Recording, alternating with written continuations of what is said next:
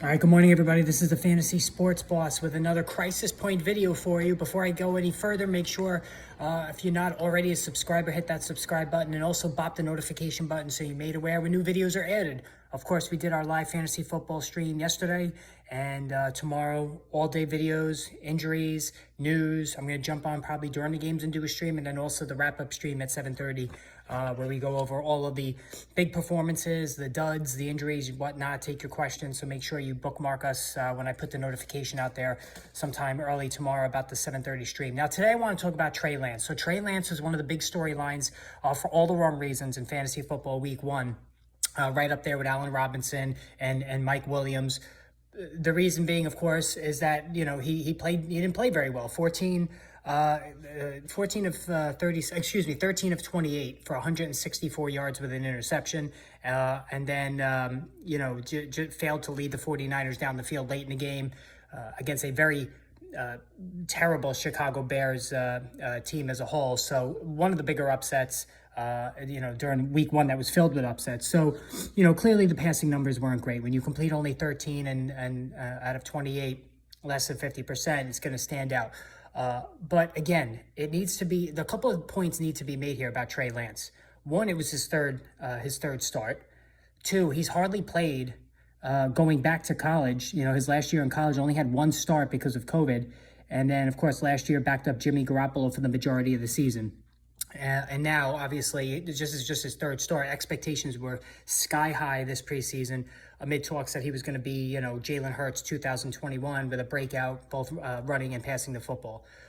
But the week one kind of unraveled all of that. But at the same time, asking anybody to perform in the monsoon rain in that game where the field had mini swimming pools from one end zone to the other is asking way too much, especially for a guy making his third NFL start, okay? Now, some optimism, Lance ran 13 times. Now, it was only for 54 yards, but again, the traction was horrendous. Nobody could get good footing. You saw David Montgomery, how poor he ran the football. It was just a disaster weather-wise for Lance and really for anybody. I mean, and what's funny to me is that, we have patience for Trevor Lawrence, who, let's face it, I know the coaching issues last year were horrendous, but, he was pretty bad. And he didn't play great in week one either, but we're really not hearing a lot about Trevor Lawrence. And also, don't forget, Josh Allen, his accuracy was horrible when he first got on the field his first season. But now look at him now. So it's a linear, journey, if you will, when it comes to these young quarterbacks. All right, so they're going to get better. Now, I do blame the 49ers for a lot of the chatter around Lance, and the reason being is because they should have just let Jimmy Garoppolo go either. I know it would have been a big cap hit, but they needlessly caused a distraction by keeping him around. They should have cut bait on him, dump him on whoever. I know he had the surgery in the offseason. And listen, Garoppolo is just as guilty as anybody in this because he was very manipulative behind the scenes when he scheduled the surgery and whatnot, and going off the grid, not responding to the team overtures and when they were trying to get in contact with him. But the 49ers caused this issue with Lance. Keeping Garoppolo around, restructuring his contract, it gave the appearance that they didn't totally trust Lance. And maybe they don't, and that's within their right. But for a young quarterback to succeed, and we don't know the mental, the strength of Trey Lance. Somebody like Joe Burrow, I have total confidence that he could just tune out the noise and continue to play and play well. Trey Lance, we don't know that yet. But again, you have to throw out week one. The weather was horrible. Asking any young quarterback to try to succeed in that kind of environment it's just not going to happen. So unfortunately for Lance, this week he's playing Seattle. It's supposed to rain again. So he just can't get a break. So if he plays poorly again, even more ramped up criticism will be coming his way, which again I think will be unfair. Now, surely Lance needs to improve his accuracy, but we've been saying that about Jalen Hurts all throughout last season, and even in the opener, Hurts wasn't very accurate, but he ran the ball, a ton, and he focused in on his number one wideout, A.J. Brown.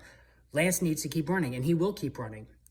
13 carries, that's a lot for a quarterback. So if he can boost that up to 75 yards or even more, then we have a lot more to take advantage of in terms of his fantasy football numbers. So listen, I've seen Trey Lance getting released in a lot of leagues already. Don't do it. Give him another week, maybe even give him another 2 weeks, because you want to be there when the light bulb goes on. Maybe it won't go on, but to cut him after 1 week in that kind of a horrible weather, environment is just foolish. So certainly Kyle Shanahan has a winning team here. This is a potential.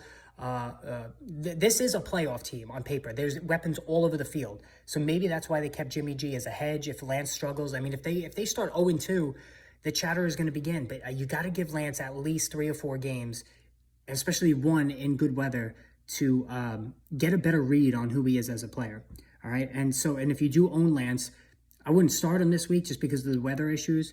But and honestly, too, if you drafted Lance, you needed to have a solid backup. And my strategy with Trey Lance, and I'm on record on videos that I posted in the summer, was to draft the 12th quarterback in your league and then to immediately back him up with Trey Lance. So in other words, out of a 12-team league, be the last person to draft a quarterback, and that most likely was Aaron Rodgers or Dak Prescott or Matthew Stafford. Now, obviously, Prescott got injured and Rodgers played poorly, and Stafford as well, but then back him up with Trey Lance. Hindsight is 20/20. I get it, but the overall point was to have a dependable complement to Lance in case what happened in week 1 and maybe what happens going forward, takes place. So if you just had Lance as your starter and not a competent back, or even a Kirk Cousins or a Derek Carr, then that was your fault. So.